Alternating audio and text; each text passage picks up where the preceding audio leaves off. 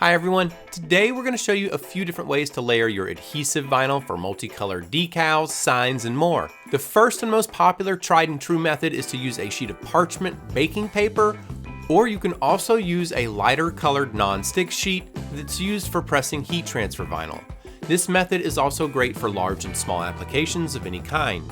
After weeding away the unused vinyl and applying your transfer tape to your top layer, you want to peel that up and then take the parchment paper or non-stick sheet and cover up about 90% of your decal.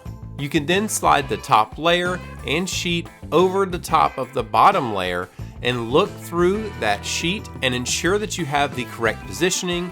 Once you have it lined up, squeegee the top part, then lift it up, remove the sheet, and then squeegee the bottom part. This gets even easier when you add registration marks to the design. Registration marks can be added by just checking the box whenever you send a file to your cutter in our Vinyl Master software.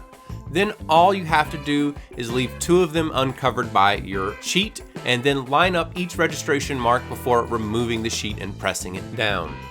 Now, what do you do if you don't happen to have any parchment paper handy and you didn't cut any registration marks? Well, if you're working with a flat, smooth surface like corrugated plastics, a brand new vehicle, or glass, you can use wet application for great results. But when you're using wet application, you do want to use a paper transfer tape for it to function properly. You won't be able to see through it as well, so applying one color at a time is usually recommended for best results.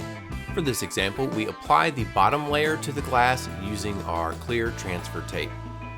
After removing the clear transfer tape, we then sprayed the glass with a few squirts of action tack and then applied the second red layer. This gives us plenty of time to adjust the graphic, and then once we're happy, we want to squeegee it on there, and then we'll soak the back of the transfer tape with the action tack and then squeegee it again if desired.